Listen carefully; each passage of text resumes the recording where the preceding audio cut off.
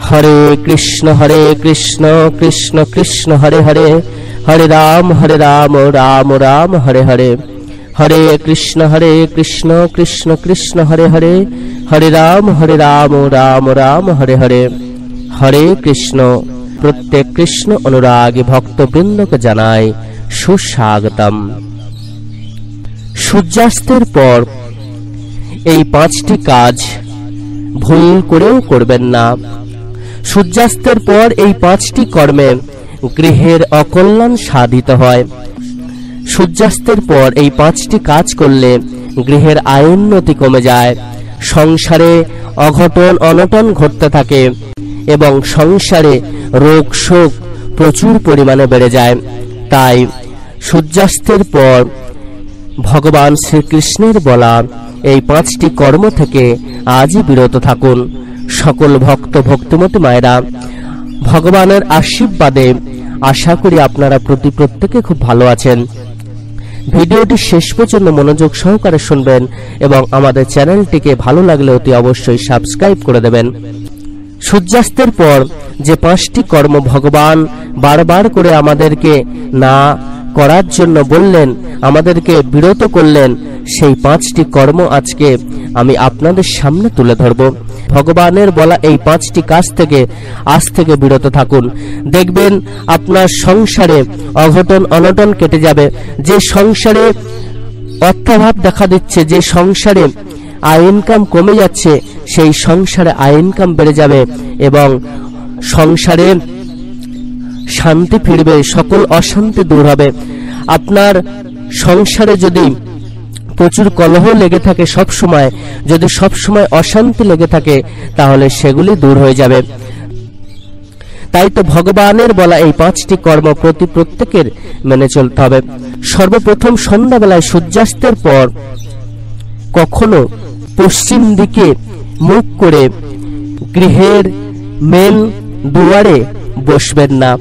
এই সময়টাতে ভগবান বললেন নাম ধ্যান করার সময়।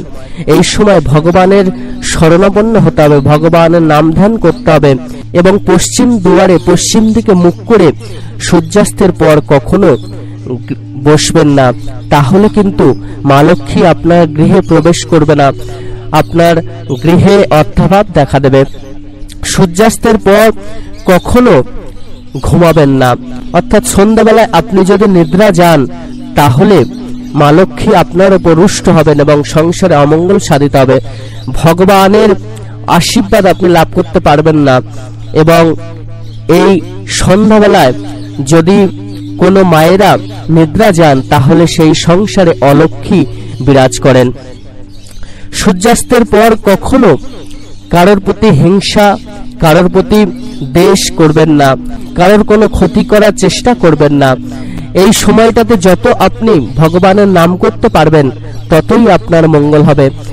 কেননা সূর্যাস্তের পর আপনি যদি ভগবানের সাধন ভজন করতে পারেন তো সহজে ভগবান সন্তুষ্ট হন এবং আপনার গৃহে মা লক্ষ্মী বিরাজ করবেন।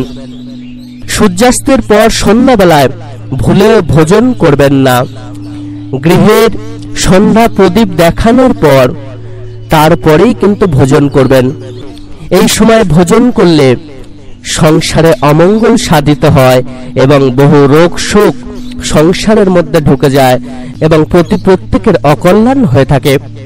সূর্যাস্তের পর সন্ধ্যাবেলায় আপনি যদি বাইরে গিয়ে থাকেন, তারপরে যদি গৃহে প্রবেশ করেন, তাহলে হাত মুখ পা ভালো করে ধুয়ে তারপরে গৃহে প্রবেশ করবেন।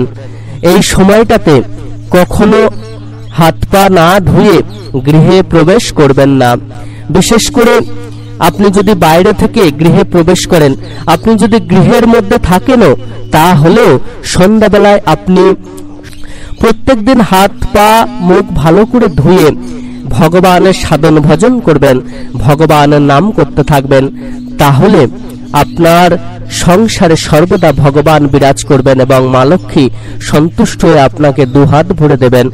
আপনার গৃহে কোনোদিন কোনো কিছুর অভাব হবে না, সংসারে সবকিছু ভরে থাকবে এবং ভগবান সন্তুষ্ট হয়ে আপনার কল্যাণ করবেন।